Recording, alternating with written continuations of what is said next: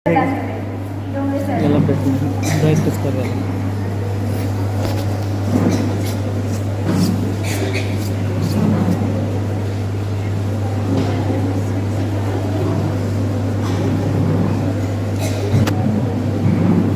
सम्माननीय प्राचार्य सर तथा आदरणीय देवरे सर और मेरे सभी विद्वान साथी तथा मेरे प्यारे छात्रों, गुड आफ्टरनून। और आप सभी को 14 अप्रैल की हार्दिक शुभकामनाएं। जैसा कि आज इस प्रोग्राम की शुरुआत देवरे सर ने की, बहुत ही बढ़िया, बहुत ही सुंदर। जिस तरह से आज हमारे स्कूल में बहुत ही धूमधाम से ये जो 14 अप्रैल का कार्यक्रम हम मना रहे हैं, उसी तरह से सिर्फ हमारे स्कूल नहीं बल्कि हमारा हिंदुस्तान नहीं बल्कि पूरे विश्व में डॉक्टर B.R. आम्बेडकर की जयंती मनाई जाती है। जैसा कि हमारे स्कूल के छात्राओं ने कुछ प्रेजेंटेशन ड्रामा या नाट्यकरण किया है और उस नाट्यकरण के जरिए जो हमारा स्पीच बढ़ता था वो भी कम हो गया है। मतलब हमें ये अंदाजा आ सकता है कि डॉक्टर B.R. आम्बेडकर का नाम लेके कुछ लोगों को क्या होता है, लेकिन आप यह सुनो कि डॉक्टर, जैसा कि यहाँ पर कुछ प्रोग्राम हुए हैं, उस प्रोग्राम को देखते हुए आपको ये अंदाजा आया होगा कि डॉक्टर B.R. आम्बेडकर का नाम इतना बड़ा है, लेकिन फिर भी हमारी सोच उनके प्रति अच्छी है या नहीं उन पर निर्भर रहते हैं। लेकिन आपको मालूम है कि हमारे भारत सरकार का जो सर्वोच्च पुरस्कार, जिसे हम भारत रत्न कह सकते हैं, लेकिन इस महामानव का जो कार्य है यह इतना बड़ा कार्य है कि यह विश्व रत्न ये मानव भी उनके लिए कम है। जैसा कि ये देवरे सर ने भी बहुत ही अच्छा उनका बाबा साहब का वर्णन किया है, इस अक्षर का अर्थ बताया है और कुछ नारायणी और अन्य कुछ लड़कों ने भी बहुत ही अच्छा उनके कार्य का वर्णन भी किया है। मेरे प्यारे दोस्तों, मैं आपको यही बता देता हूँ, समय तो बहुत ज़्यादा हुआ है, लेकिन डॉक्टर B.R. आम्बेडकर ने ये भारत में नहीं, समाज में जो वर्ण व्यवस्था थी उस वर्ण व्यवस्था के विरुद्ध जाकर उनके खिलाफ ये वर्ण व्यवस्था थी, समाज, सामाजिक, धार्मिक, आर्थिक सब परिस्थिति डॉक्टर B.R. आम्बेडकर के अगेंस्ट थी।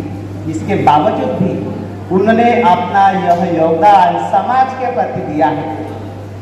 जरा उल्टा विचार करो कि अगर डॉक्टर B.R. आम्बेडकर के साथ यह अगर समाज व्यवस्था रहती तो क्या होता, ये भी हमें सोचना जरूरी है। लेकिन जैसा कि छात्राओं ने कुछ स्कूल का यहाँ पर प्रेजेंटेशन किया है, एक बात मुझे उसमें ठीक रहा, प्रोग्राम बहुत अच्छा, लेकिन मुझे ये लगा कि डॉक्टर उसमें से ये ज़्यादा बताना चाहिए था। ये है कि डॉक्टर B.R. आम्बेडकर को जब स्कूल में बैठने की इजाजत नहीं थी तो स्कूल के बाहर खिड़की से देखकर वो पढ़ाई या टीचर की बात सुनते थे, स्टडी करते थे। इसके आगे की बात यह है कि जब स्कूल का इंस्पेक्शन हुआ, स्कूल का इंस्पेक्शन के दौरान एक अधिकारी आया है और उन्हीं टीचर्स का उन्होंने क्या किया, इंस्पेक्शन किया है। जब इंस्पेक्शन करते वक्त अधिकारियों ने छात्रों को प्रश्न किया है, तो आपको बता देता हूँ कि जो छात्र स्कूल में या कक्षा में बैठे हुए थे उनमें से किसी के ही छात्रों को क्या किया, प्रश्न का उत्तर नहीं आ रहा था, तो टीचर को बहुत परेशान हो गए थे। उनको लगा कि शायद अब मेरी नौकरी जाने वाले हैं।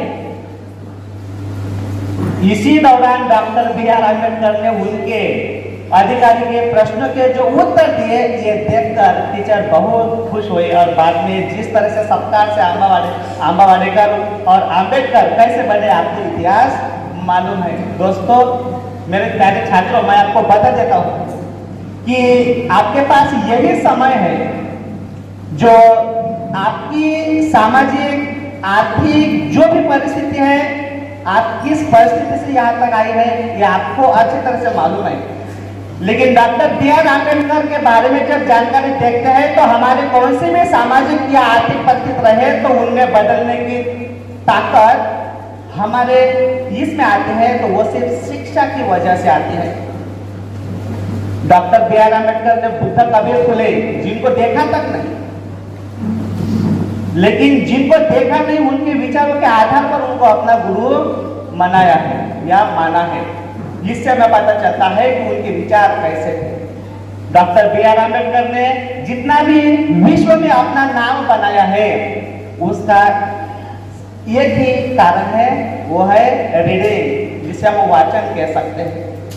डॉक्टर बी आर अम्बेडकर का वाचन ऐसा था, एक लगभग तपस्या थी, अशी तपश्चर्या की ज्याप्रमाणे ते वाचन करत असायचे त्यावेळी त्यांच्या जवळपास कितीही प्रकारचा मोठा प्रसंग घडला, कितीही गोंधळ असला तरी ते कोणत्याही प्रकारचं आपलं मन इकडे तिकडे भटकून न देता आपलं वाचन पूर्ण करत असायचे। विविध मित्रांनी आपल्या भाषणामध्ये सांगितलेलं आहे की डॉक्टर बी आर आंबेडकरांनी आयुष्यामध्ये वयाच्या 40व्या वर्षापर्यंत 18 तास अभ्यास केला। आपल्याला माहिती आहे त्यांच्या पदव्या कशा प्रकारे, गोस्वामी सरांनी सांगितलं की त्यांनी डिग्र्या घेतलेल्या आहे। डॉक्टर बी आर आंबेडकरांनी 6 विषयामध्ये जे डिग्री घेतलेल्या आहेत त्या 6च्या 6ही विषयामध्ये ज्या डिग्री घेतलेल्या आहेत त्या इकॉनॉमिक्स मध्ये घेतलेल्या आहेत। एम ए, पीएचडी, बी ए अर्थशास्त्र, एम ए अर्थशास्त्र, पीएचडी अर्थशास्त्र, एमएससी अर्थशास्त्र, बारात लॉ अर्थशास्त्र आणि एमएससी अर्थशास्त्र। तुम्हाला माहित असेल की डॉक्टर बी आर आंबेडकरांनी उच्च शिक्षणासाठी ते जेव्हा अमेरिकेला गेले तेव्हा जवळपास एमएससी इकॉनॉमिक्स पदवी मिळवत असताना जो 3 वर्षाचा अभ्यासक्रम होता तो अभ्यासक्रम त्यांनी फक्त 2 वर्ष 3 महिन्यामध्ये पूर्ण केला। एकाच वर्षी एमएससी, डीएससी आणि part time bar at law economics, MSc economics, DSc economics and part time bar at law economics, ये जो रेगुलर में 2 डिग्रियां और पार्ट टाइम में 12वां बैरिस्टर ऑफ लॉ जिसे हम कह सकते हैं, ये जो डिग्रियां उन्होंने हासिल की, ये डिग्रियां हासिल करते वक्त उनको लगभग एक टर्म में, जिसे हम एक सत्र कह सकते हैं। हमारे छात्रों को रीडिंग का बहुत शौक है, 10वीं के छात्रों को, 9वीं के छात्रों को मैं देखता हूँ तब, लेकिन उनको शायद चेतन भगत बहुत पसंद है। हाथ या फूल मुझे पता नहीं है चेतन भगत का, लेकिन मैं आपको बता देता हूँ कि डॉक्टर बी आर आंबेडकर सिर्फ आपके लिए नहीं कि समाज के हर एक घटक के मानव के लिए आदर्श है। जिनको अपनी परिस्थिति बदलनी है उनके लिए वो आदर्श है। मैं आपको ये बताने वाला हूँ कि डॉक्टर बी आर आंबेडकर ने 1923 के दौरान MSc, DSc, doctor of science in economics and bar at law in economics में जो स्टडी की एक ही साल में, जो 8 साल की स्टडी थी, कितने साल की? 8 साल की स्टडी थी, जो डॉक्टर बी आर आंबेडकर ने लगभग वो 2 साल में पूरी की। इससे आप डॉक्टर बी आर आंबेडकर की प्रतिभा का अंदाजा लगा सकते हैं।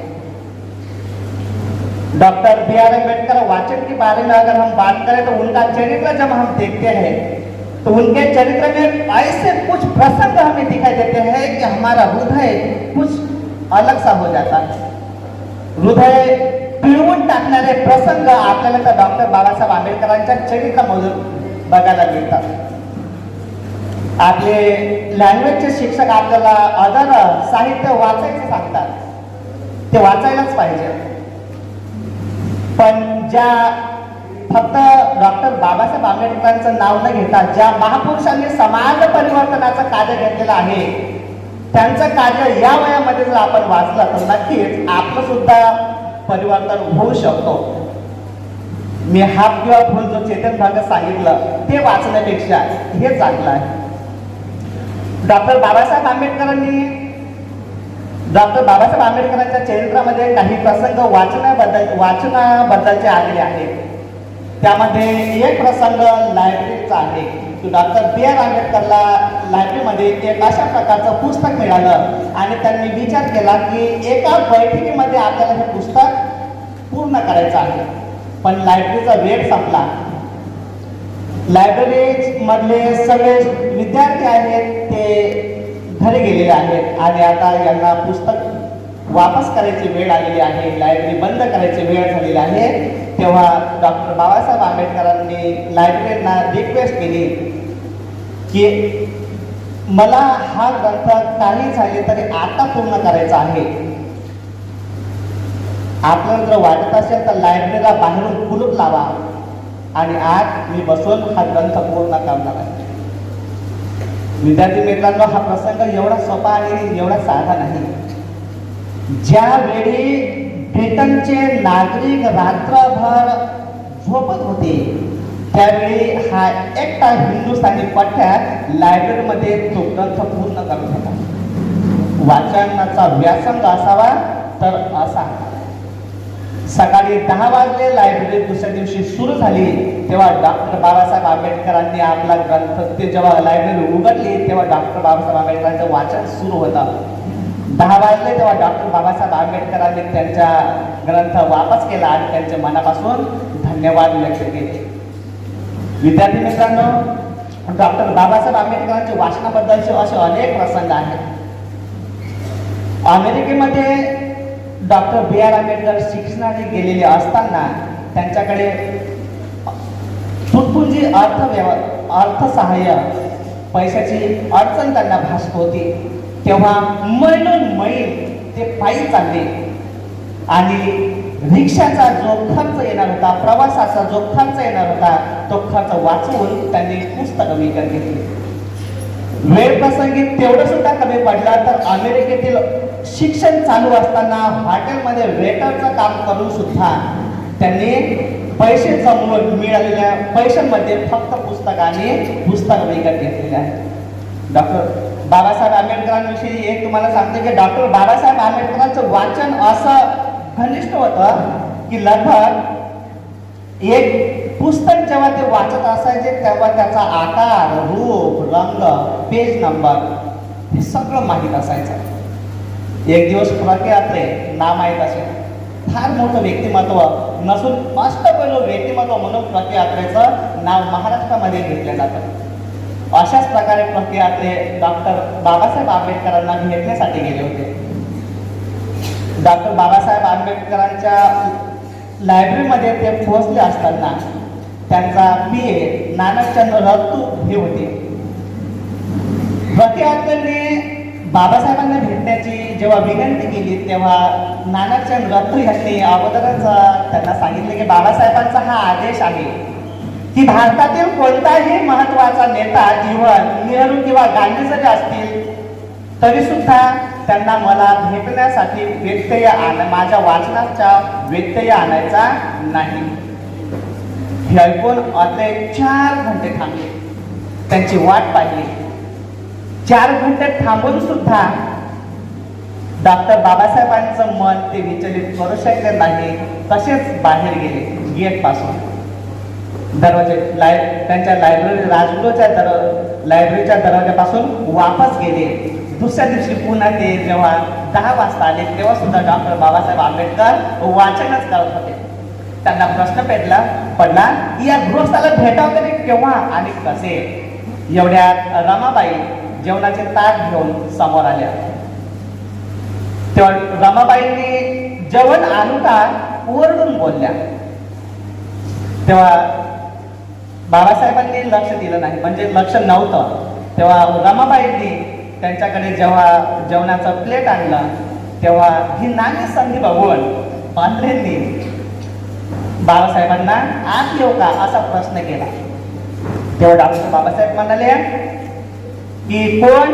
अत्रे. हे काँग्रेसचे सभासद होते आणि म्हणून आंबेडकर म्हणाले की काँग्रेसचे जोडे बाहेर ठेवून तुम्ही आत या. काँग्रेसचे जोडे आत ठेवून म्हणजे तुमचे विचार प्रणाली जे काही असेल ते बाहेर ठेवा काँग्रेसचे आणि इकडे या. प्रतिवाद्यांनी लायब्ररीमध्ये आंबेडकरांकडे जेव्हा प्रवेश केला तेव्हा प्रचंड अशी खचाखच भरलेली लायब्ररी, स्वतंत्र, जवळपास जगातलं सर्वात मोठं वैयक्तिक लायब्ररी फक्त महामानव डॉक्टर आंबेडकरांकडे होती. त्या ग्रंथांमध्ये 70,000 पेक्षा जास्त पुस्तकं होती. मित्रांनो, तुम्हाला 70,000 पुस्तकं म्हणजे काय याची कल्पना आपल्या लायब्ररीची बघू शकता. सरांना माहिती आहे आपल्या लायब्ररी एवढी मोठी आहे, पण किती हजार पुस्तकं आहेत बघा, 12,415. तुम्ही विचार करा की एवढी मोठी लायब्ररी 12,000. आपल्या स्कूलच्या तुलनेने विचार केला तर खूप जास्त पुस्तकं आहेत, पण डॉक्टर बाबासाहेब आंबेडकरांच्या ग्रंथांचा जर विचार केला तर 70,000 पेक्षा जास्तच्या ग्रंथांची वैयक्तिक लायब्ररी होती. जगातला हा एकमेव असा माणूस आहे की स्वतःला राहण्यासाठी घर बांधलं नाही, पण पुस्तकं ठेवण्यासाठी पहिल्यांदा घर बांधलेलं आहे. आणि म्हणून तळागाळातील लोकांना सामाजिक, धार्मिक, आर्थिक ज्यांना अधिकार नाही, महिलांच्या बाबतीत बोलायचं झाल्यास त्यांना आज आपल्या शाळेमध्ये महिला आणि विद्यार्थिनी ज्या शिक्षण घेत आहेत त्यांना जे अधिकार दिलेले आहेत हिंदू कोड बिलच्या माध्यमातून, तेव्हा ते मंजूर झालं नाही, पण याच हिंदू कोड बिलाचे नंतर एक एक मुद्दे करून संविधानाने काय केलेले आहे ते मंजूर केलेले आहेत. हे अधिकार देण्यामध्ये डॉक्टर बाबासाहेब आंबेडकरांचं फार मोठं योगदान आहे. म्हणूनच त्यांना ऑक्सफर्ड विद्यापीठाने 2015 साली सिम्बॉल ऑफ नॉलेज आणि सुप्रीमो ऑफ ह्यूमॅनिज्म, मानवता का सर्वोच्च देवता, यह पदवी दी. आपको मालूम होगा की डॉक्टर बाबासाहेब आंबेडकरांनी ज्या या पदव्या घेतल्या त्या तुम्ही जरा गुगलमध्ये सर्च केला तत्पूर्वी तुम्हाला एक अमेरिकेतला प्रसंग सांगतो. लाला लजपतराय 1914 हा तुम्हाला माहित आहे भारताच्या स्वातंत्र्य काळाचा धुमधामीचं वर्ष आहे. भारतामध्ये होम रूल चळवळ सुरू झालेली होती आणि अशा वेळी लालाजी, पंजाब के केशरी जैसे हम कह सकते हैं, लाला लजपत राय, त्यांची तब्येत ठीक नव्हती, म्हणून तब्येत चांगली व्यवस्थित व्हावी यासाठी काळजी घेण्यासाठी ते लंडनला गेले. आता एवढं मोठं लालाजी आपलं नेतृत्व माहीत आहे. तिथं गेल्यानंतर विद्यापीठामध्ये लायब्ररीमध्ये वाचन आणि लेखन त्यांनी सुरू ठेवलं. सोबत पुढाऱ्यांची भेट घेतली, नामवंत लेखकांची सुद्धा भेट घेतली आणि त्याच लायब्ररीमध्ये त्यांना डॉक्टर बाबासाहेब आंबेडकरांची भेट घेतली. त्या दोघांमध्ये जे डिस्कशन चालू होतं तेव्हा लाला लजपतराय यांनी आंबेडकर म्हणजे भीमराव आंबेडकरांचं फार कौतुक केलं. त्यावेळी आंबेडकरांचे गुरु प्राध्यापक सेलिगमन तिथंच होते. सेलिगमन लाला लजपतराय यांना म्हणाले की डॉक्टर B.R. आंबेडकर हे फक्त हिंदुस्थानी विद्यार्थ्यांच नाही तर अमेरिकन विद्यार्थ्यांमध्ये सुद्धा श्रेष्ठच आहेत. तिथंच प्राध्यापक क्लार्क हे सुद्धा होते. ते म्हणतात की डॉक्टर बाबासाहेब आंबेडकरांनी लेखन आणि अभ्यासाच्या बाबतीत जो आदाशीपणा दाखवला, हा आदाशीपणा दाखवण्यामध्ये तो हिंदू विद्यार्थ्यांपेक्षा कितीतरी पटीनं पुढे गेलेला आहे. डॉक्टर बाबासाहेब आंबेडकरांनी अशा परिस्थितीत सुद्धा विश्वाच्या अनेक विद्यापीठामधून सर्वोच्च पदव्या मिळवण्याचा हा जो प्रयत्न केलेला आहे आणि ज्ञानाचा अफाट असा बादशाह अलेक्झांडर होण्याचा त्यांनी जो प्रयत्न केलेला आहे, हा प्रयत्न आपल्याला 1923 ला दिसून येते. माझ्या एका मित्रानं सांगितलेलं आहे की 1923 मध्ये डॉक्टर बाबासाहेब आंबेडकरांनी जे DSc doctor of science in economics मध्ये जे डिग्री घेतली, तुम्हाला माहित असेल की 1923 मध्ये डॉक्टर बाबासाहेब आंबेडकरांनी घेतलेली डिग्री आहे ती आजपर्यंत कोणत्याही भारतीय व्यक्तीने मिळवलेली नाही. तुम्ही विचार करा, महामानवाची विद्वत्ता कुठं आहे. 100 वर्ष झालेलं आहे, पण हा DSc इन इकॉनॉमिक्सचा विश्व रेकॉर्ड, भारताचा रेकॉर्ड कोणीही मोडू शकलेला नाही. आणि विश्व रेकॉर्डच्या बाबतीत सांगायचं झाल्यास लंडन स्कूल ऑफ इकॉनॉमिक्स मध्ये जेव्हा डॉक्टर बाबासाहेब आंबेडकरांनी DSc ही पदवी घेतली तेव्हा विश्वातले पहिले व्यक्ती होते. त्यांनी त्या विद्यापीठामध्ये पहिली DSc डिग्री घेतलेली आहे आणि त्याच्यानंतर एकाही विद्यार्थ्यांना त्या विद्यापीठामध्ये DSc धारण केलेली नाही. हे ध्यानात घ्या. दुसरं उदाहरण द्यायचं झाल्यास त्याच विद्यापीठामध्ये कार्ल मार्क्सचा जो पुतळा उभा केला आहे त्या कार्ल मार्क्सच्या पुतळ्यासमोर डॉक्टर बाबासाहेब आंबेडकरांचा एकमेव पुतळा आपल्याला दिसून येतो. जगामध्ये हे जे काही विद्वान झालेले आहेत त्या विद्वानांमध्ये डॉक्टर बाबासाहेब आंबेडकरांचं नाव खूप आदराने घेतलं जातं. गोस्वामी सरांनी सांगितल्याप्रमाणे की 2000च्या दरम्यान जे विश्वामध्ये जे संशोधन झालं त्या संशोधनामध्ये विश्वाच्या परिवर्तनामध्ये ज्या 100 विद्यार्थ्यांची जी यादी करण्यात आली, शेवटच्या 10,000 वर्षामध्ये मानव परिवर्तनामध्ये ज्या व्यक्तीनं सर्वात जास्त योगदान दिलेलं आहे त्या योगदानामध्ये भारताचा एकमेव व्यक्ती आहे, तो म्हणजे चौथ्या नंबरवरती डॉक्टर बाबासाहेब आंबेडकर आहे.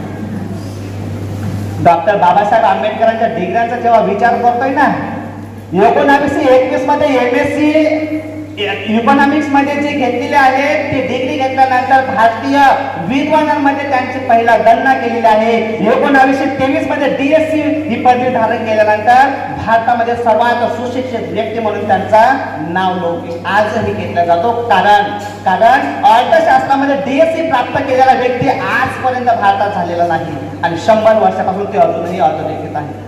डॉक्टर बाबासाहेब आंबेडकरांबद्दल शिक्षणाबाबतीत सामाजिक कार्य तुम्हाला माहित आहे, काही विद्यार्थ्यांनी आता सांगितलेलं आहे की सामाजिक आणि धार्मिक क्रांती डॉक्टर बाबासाहेब आंबेडकरांनी सुद्धा केलेला आहे. मजदुरांसाठी युनियन सुद्धा स्थापन केलेलं आहे. राजनैतिक कार्याचा विचार करत असताना रिपब्लिक पार्टी ऑफ इंडिया स्थापन केलेली आहे. समाजाचं असं कोणतंही क्षेत्र नाही की त्या क्षेत्रामध्ये डॉक्टर बाबासाहेब आंबेडकरांनी योगदान दिलेलं आहे. विद्यार्थी मित्रांनो, एक व्हिडिओ व्हायरल होत आहे आणि तो व्हिडिओ आहे तो म्हणजे भगतसिंग यांना जेव्हा फाशी झाली तेव्हा डॉक्टर बाबासाहेब आंबेडकरांनी त्यांची केस का लढवली नाही असा हा प्रश्न. पण थोडक्यात सांगतो, तो प्रश्न असा आहे, त्याचं कारण असं आहे की जसं की आपल्या काही विद्यार्थ्यांनी सांगितलेलं आहे की ज्या व्यवस्थेमध्ये डॉक्टर बाबासाहेब आंबेडकर वाढले होते त्या व्यवस्थेनं डॉक्टर बाबासाहेब आंबेडकरांना मानलं नाही आणि म्हणूनच एक अस्पृश्य व्यक्तीला ही केस कशी जिंकण्यासाठी द्यावी हा त्यातला सर्वात मोठा पहिला प्रश्न होता. दुसरा प्रश्न होता की भगतसिंग यांची केस लाहोरमध्ये चालली होती आणि डॉक्टर आंबेडकरांचं आर्थिक स्थिती अशी नव्हती की तिथं जाऊन ती केस सांभाळतील आणि त्याच्यामुळं हा जो व्हायरल व्हिडिओ आहे तुम्हाला बघितलेलाच असेल.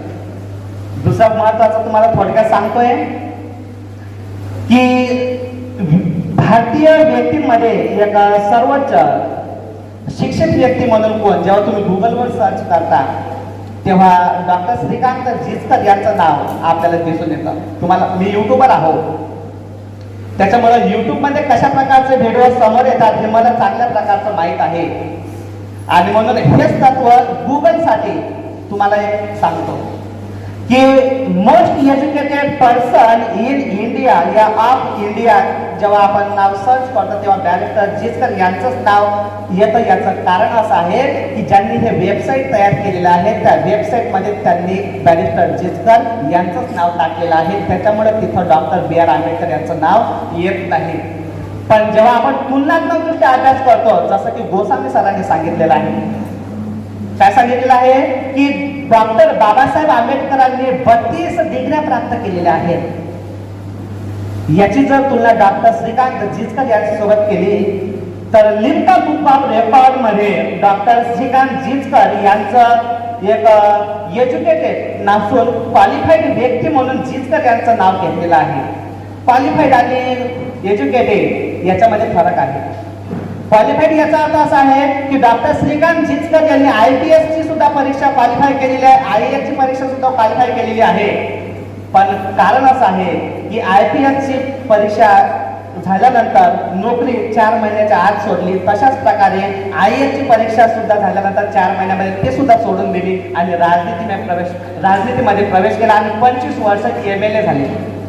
25 वर्ष MLA झाले.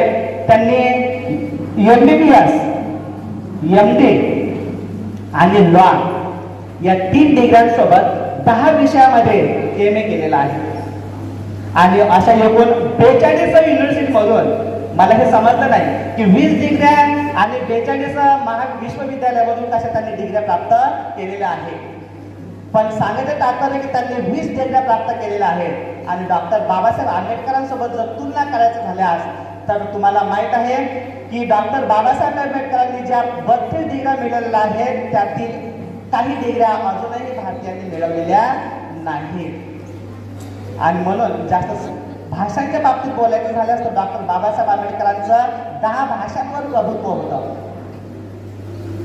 डॉक्टर बाबासाहेब आंबेडकरांचा विचार करायचा झाल्यास डॉक्टर बाबासाहेब आंबेडकरांना जगामध्ये 500 विद्वानांच्या बराबरीचा व्यक्ती जगाने मानलेला आहे, भारताचं सोडून द्या.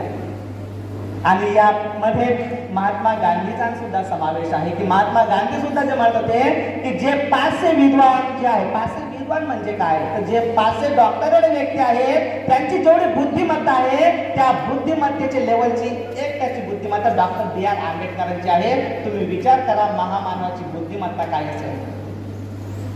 आणि म्हणूनच डॉक्टर बाबासाहेब आंबेडकरांच्या जयंतीबद्दल आपल्याला त्यांच्या विचारांबद्दल खूप काही घेण्यासारखं आहे. नाही घेतलं तरी चालेल, पण त्यांनी जे 18 तास अभ्यास केले, 20 तास जे अभ्यास केला, आपण आपल्या नवोदय विद्यालयाच्या रुटीनला सुद्धा कंटाळून जातो. कंटाळून काही मुलं जात नाही, नाहीतर म्हणतील की सर तुम्ही असे कसे होता. काही विद्यार्थी कंटाळून जात नाहीत, पण काही विद्यार्थी मी स्वतः तुम्हाला शिकवतो त्याच्यामुळं मी माझा अनुभव सांगतोय की काही विद्यार्थी या साध्या रुटीनला सुद्धा कंटाळून जातात. तुम्ही कधी अभ्यास करणार. देवळे सरांनी सांगितल्याप्रमाणे अगदी बरोबर सांगितलं सरांनी. काय सांगितलं की क्लासमधून पहिल्या नंबरचा विद्यार्थी येतोय आणि 84% घेतोय. पहिला विद्यार्थी 84%. अरे पर्सेंटेज आहेत काही, पर्सेंटेज घ्या सरांनी सांगितल्याप्रमाणे. टॉपचा विद्यार्थी जो 99 मध्ये तुमची ही जी उभी जी अनुक्रमिका रँक असते ते उभी नसून आडवी असायला पाहिजे तुमची रँक एकाच रेंजमध्ये 99. अरे तुमच्यासाठी एवढा मोठा वेळ दिलेला आहे, तुम्हाला टायमिंग ठरवून दिलेला आहे. तुम्ही घरी जरी राहिले, घरचे कामं जरी करत असले तर एवढं शेड्यूल तुमच्याकडून पालन होत नाही. तुम्ही म्हणसाल की आठवडे शिकवताना सुद्धा तेच सांगतो आणि भाषणामध्ये सुद्धा हेच सांगतो. पण विद्यार्थी मित्रांनो तुमच्यासाठी हीच वेळ आहे. ही वेळ जर तुम्ही अभ्यासासाठी दिली तर तुम्हाला जीवनामध्ये पाहिजे त्या क्षणापर्यंत, पाहिजे त्या परिस्थितीपर्यंत जाता येते. ही ताकद तुमच्यामध्ये या शिक्षणामधूनच येणार आहे, तुमच्या अभ्यासामधून, तुमच्या वाचनामधूनच येणार आहे. आणि म्हणून तुम्ही एवढं जरी केलं तरी डॉक्टर बाबासाहेब आंबेडकरांना काहीतरी आत्मसात केलं हा त्यामागचा शोध आहे. तुम्हाला डॉक्टर बाबासाहेब आंबेडकरांची महानता जेवढी सांगितली तेवढी कमी आहे. त्यांची तुलना डिग्र्यांच्या बाबतीत भारताच्या अर्थशास्त्र आतापर्यंत जेवढे भारताचे अर्थमंत्री झालेले आहेत, आतापर्यंत प्लॅनिंग कमिशनचे उपाध्यक्ष झालेले असतील, त्यांच्यासोबत जरी तुलना केलेली असेल तरी डॉक्टर बाबासाहेब आंबेडकरांच्या तुलनेत हे कोणतंही पद नाही. आणि म्हणून तुम्हाला काही विद्यार्थी मला म्हणतात माझ्या विषयामध्ये जर एखाद्याला कमी मार्क्स पडले तर मला तो विद्यार्थी म्हणतो की सर मला SST येत नाही पण सायन्स छान जमतं, मला मॅथ चांगलं जमतं, मला तुम्हाला त्यामध्ये पण माझी संमती आहे. पण तुम्हाला एक सांगायचं असतं की तुम्ही असं का म्हणता की आम्हाला हा विषय येत नाही. जर तुला तो विषय येते तुला हा विषय सुद्धा यायलाच पाहिजे. आणि याचं मूर्तिमंत उदाहरण डॉक्टर B.R. आंबेडकरांचं आहे. डॉक्टर बाबासाहेब आंबेडकरांनी ज्या डिग्र्या घेतलेल्या आहेत ते आज फॅकल्टीच्या डिग्र्या आहेत मित्रांनो. जगातलं कोणतंही जे पद आहे ना, रिझर्व्ह बँक ऑफ इंडियाचं अर्थशास्त्रातील सर्वात मोठं पद हे भारताचं आहे. आणि त्या रिझर्व्ह बँकची निर्मिती डॉक्टर बाबासाहेब आंबेडकरांनी जो PhDला थेसिस घेतला होता प्रॉब्लेम ऑफ रुपीज, त्यातून RBIची निर्मिती झालेली आहे.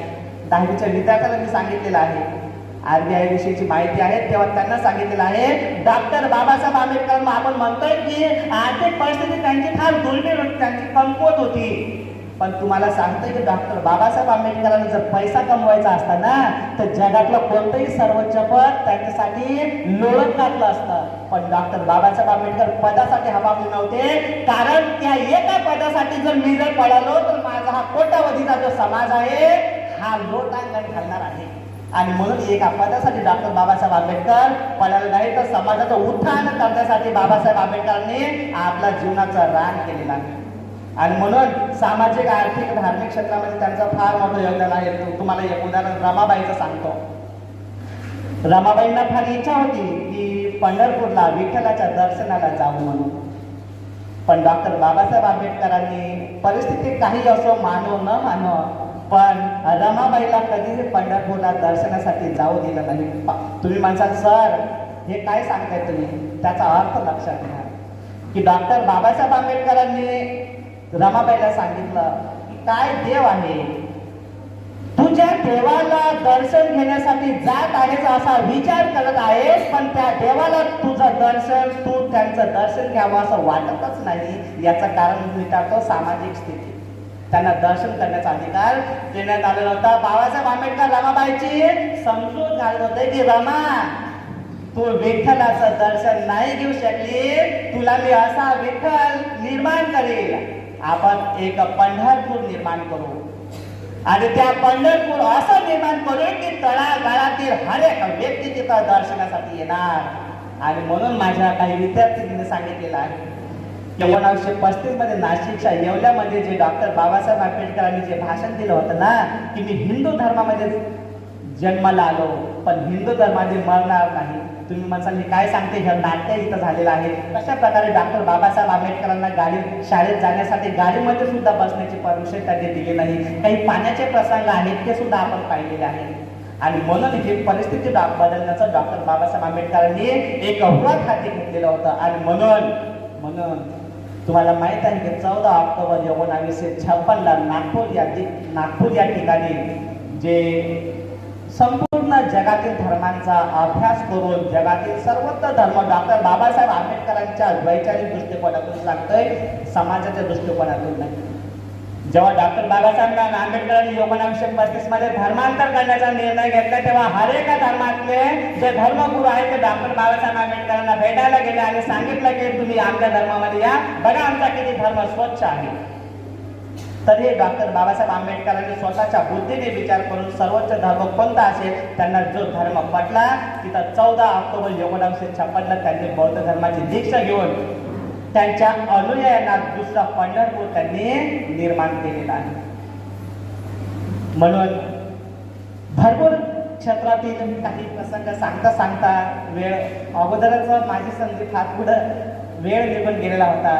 आणि आता ही एक प्रसंगाचा मजदूर, त्याच्यानंतर महिला, हिंदू कोडगी मी थोडक्यात सांगितलेला आहे. असे घटनात्मक कशा प्रकारे त्यांची घटनात्मक नियुक्ती झालेली आहे, कशा प्रकारे त्यांना सांगितलं होतं की आप घटना समिती में आपको दरवाजे से क्या खिड़की के झरोखे पर बंद किए जाएंगे. हे तुम्हाला सांगायला वेळ इथं नाही. पण मित्रांनो, आजच्या दिवशी तुम्हाला माहित आहे की आपल्या संपूर्ण भारतामध्ये विविध धर्म संस्कृती आहे आणि प्रत्येक धर्म संस्कृतीचा आपण आदर करतोय आणि आपण ते स्वीकारत आहोत. आणि म्हणून आपल्या शाळेमध्ये नसून आपल्या पूर्ण शिक्षण पद्धतीमध्ये सर्व मानव जातीचे जे थोर महान असे महामानव असतात त्यांची आपण जयंती पुण्यतिथी कार्य करतो. त्याच्या निमित्तानं आपण त्या पुरुषांचा कोणता गुण चांगला आहे तो गुण एक जरी आपण आत्मसात केला तर नक्कीच आपल्या जीवनाचं सार्थक होतं. एवढं बोलून मी माझे 2 शब्द संपवतो आणि संयोजकांनी मला जी संधी दिली त्यांचे खूप खूप आभार व्यक्त करतो. धन्यवाद.